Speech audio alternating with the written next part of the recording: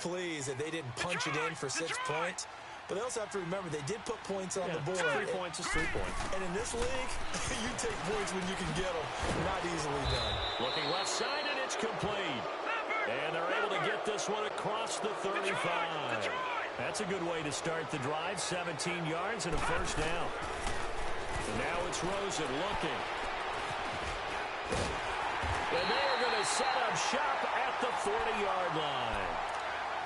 And the young buck, the rookie, just racked up his first career interception. And how about the scouting department? They've got to be very happy right now because in NFL parlance, he's a third-day selection. Anyone after the 4th round, that's big-time scouting right there. And what a great play he just made. On first down, this is Geis. And little room to maneuver there. He gets it down to about the 39. Just a yard on the first down carry, so it's 2nd and 9. Geis with the carry on second down. And he'll lose yardage here. Back at the 41. It'll be a loss of a full 3 yards there, and it also brings up 3rd down. Nice play right there to stop him behind the line, but I want to see how this defense continues to play him here in the first half. Yeah, we know. You know better than I. He has the ability to take over a game, so what do you do? Yeah, I think you have to make sure that you bottle him in at varying levels, because if you crowd everyone to the line of scrimmage, if he breaks through, there's nothing but room to run. A gain of 19 and picking up the first. That's what we're used to seeing from him right there. Plays like that, why he's number 4 in the league in terms of receiving yardage. Able to make adjustments all along the way. Doesn't matter where he lines up, where he releases from, working his way into the secondary. Figures out defenses and finds weak spots in order to get open. Geis receives the pitch, and he will lose yardage here back at the 23-yard line. It's a loss of a yard there, and now 2nd down. All right, quick observation, Brandon, because early on in this game, I'm seeing linebackers playing with their noses close to the line of scrimmage. And my guess is the wheels are turning on that other sideline. As a play caller, you're filing that away right now, aren't you? Yeah, you're trying to find that opportunity later on when you can play action them or stick something to them between the 2nd and the 3rd level. Dancing to his... This is intercepted. Picked off at the 16. And he'll get this back to the 32-yard line. He had a little bit of the turnover bug last week, 3 interceptions. Not an absolute disaster, but another one here. Do you start to get a little worried? You worry about your team as a whole because you have to find a way to make those interceptions, quote-unquote, go away, and that means your defense. They've got to go out there on sudden change and at least hold people to field goals. And if that keeps happening, they lose confidence in the quarterback, and then no one plays well. Eluding the pressure right. He's going to let this go deep, and that's caught inside the 30. And they do finally get him, but he takes it to the 25. In our pregame meeting, all they talked about was keeping him hemmed in and wanting him to make his throws from the pocket because they knew he was pretty dangerous if he got outside, and he just showed it right there. Pretty good arm, too. He's going to let it go deep for the end zone. So they took a shot on first down, but couldn't connect. I'm going to need some help with this one. How did he miss him? Wide open in the end zone. He's not hurried. He's not hit. And somehow, incomplete? Yeah. What happened? During film study, that's one where he's just going to shake his head, not be able to believe it. 6 points go by the wayside on that one. Line of scrimmage, again the 25, 2nd and 10. Watch him now, Barney. All right, now, lucky 56. Lucky 56. Gone. Play action here with Rosen. And the hit jarred loose. It's incomplete.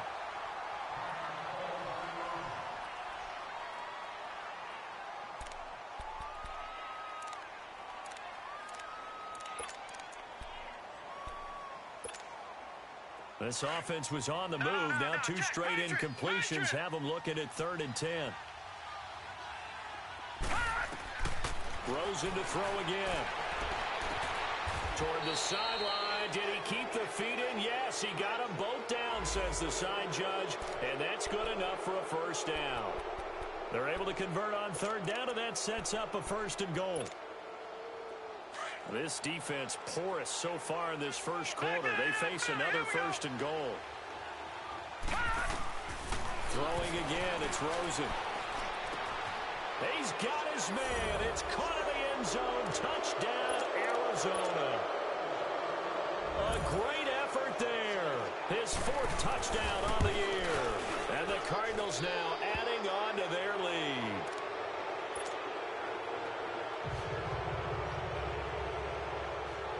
Set now to kick this one away, and off it goes.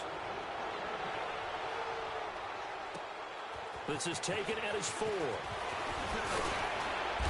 And he'll take it up past the 25 to the 26-yard line. The Redskins offense now, they get set to take over here. Typically down in the first half, I might say, oh, you at least need a field goal out of this drive, but they're down to the point where they need a touchdown, don't they? Yeah, normally, you know me. You've been around me for a while now, right? Unfortunately. Yeah, I'm sorry about that. But normally, I'm the one preaching patience. Yeah. You know, take your time, first half, you still got a chance.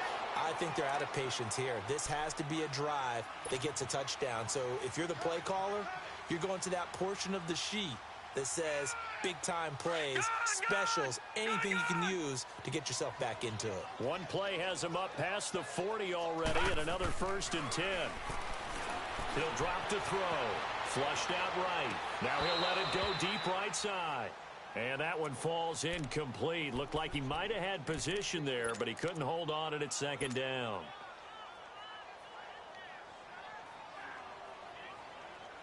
An incomplete pass on 1st down. That leads to a 2nd and 10.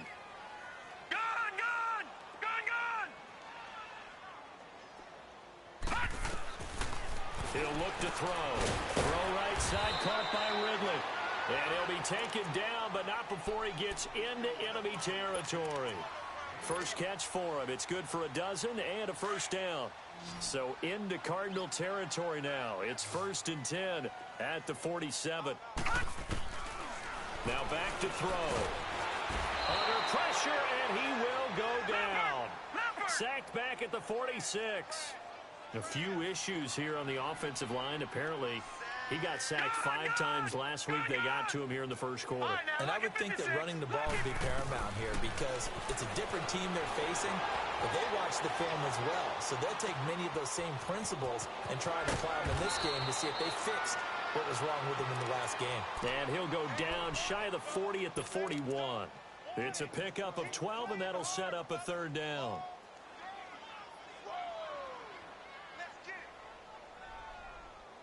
Back live, Charles Davis to my right. I'm Brandon Gaudin. It's Redskin.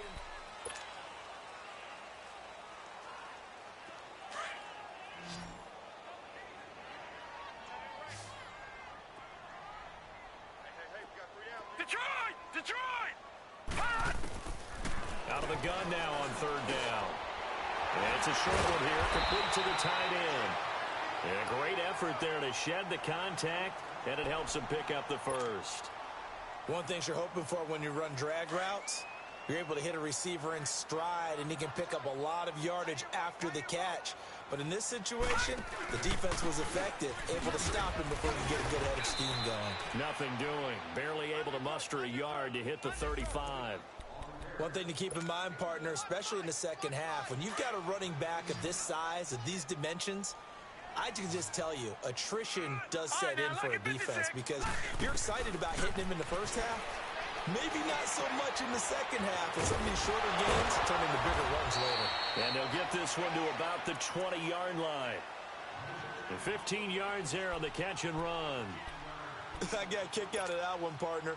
You and I talk often about trying to hide receivers in certain situations, but a guy of his size can't really hide him. But the tight end drag route, definitely an effective way to sneak him across the formation for an easy completion and a 1st down. And able to push his way forward here for a good little gain. Give him 5 on the carry there, and it'll be 2nd down. Gone! All right, now, lucky 56. Lucky 56.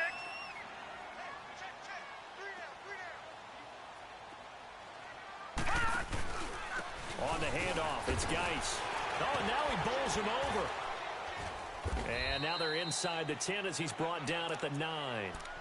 A 5-yard gain, and now they're set up 1st and goal. I know flashy plays, splashy plays, as people like to call them, that attracts a lot of attention.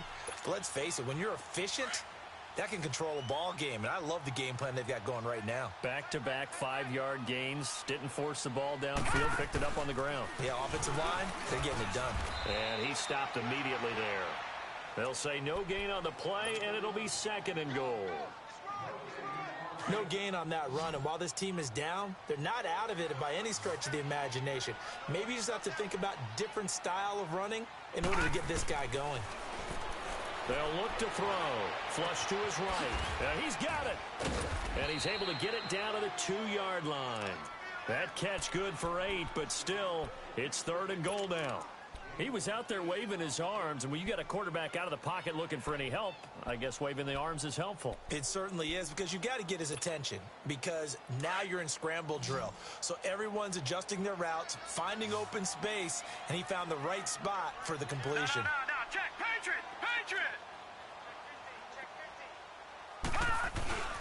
On the ground, Geis. And he is going to lose yardage here. A loss of a yard, and it brings up 4th. The short field shrinks even more with the type of bodies they brought in on that play. Those extra tight ends, they weren't able to secure their blocks, and that one ended up going backwards. And his kick is right there. It's good, and they get a little bit closer here as the lead's down to 3 touchdowns. So they get the field goal, but that was a 14-play drive to get 3. You sound like you're going negative on me there, partner. I was. Sounds like you're thinking the 3's just not that good. And people say that we're negative sometimes. So. Well, here's the deal. Getting the 3 is good. Obviously, you would think on a 14-play drive you're going to get 6 out of it. But that type of a drive can pay dividends later on because you might wear the defense down. Rosen and the Cardinals take over with a 1st and 10 at their own 27.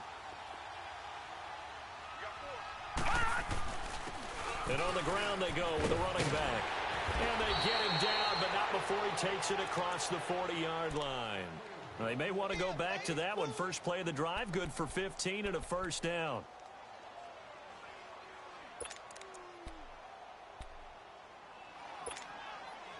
One play has him up past the 40 already, and another 1st and 10.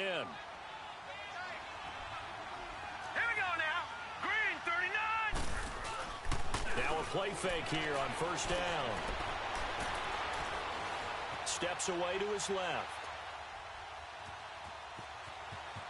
And he'll avoid the tackle there with a slide. He'll wind up getting 9 after tucking it and running, so it'll leave him with 2nd and a yard. Partner, he was going through his progressions. Not there, not there. After about the 3rd one, he decided he better pull it down and run for it. And he slides down and avoids the hit for good measure. From midfield now, here's Rosen sliding out of the pocket. And his throw's going to be incomplete. Before the game, they were running the route tree about as efficiently and effectively as we could have possibly imagined, but sometimes the passes just go awry. Yeah, let's face it, when you're running the route tree in pregame, you don't have defenders breathing down your neck. You don't have defensive backs making plays on the football. Hard to replicate the intensity of the game in pregame. And they'll get him down as he's inside the 40. And they get 10 yards there and convert on 3rd.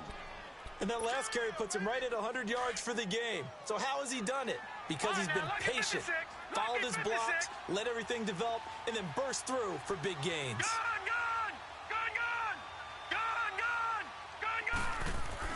They'll look to throw on 1st down with Josh Rosen. Trying to lay one up deep. And it drops down incomplete. Thought he might have had it. Instead, 2nd down. A lot of contact there, but there was no way it appeared that he was going to get a flag on that one. Looking for it, but he wasn't going to get it. And as an ex-defensive back, you love it when they let you play and jostle downfield.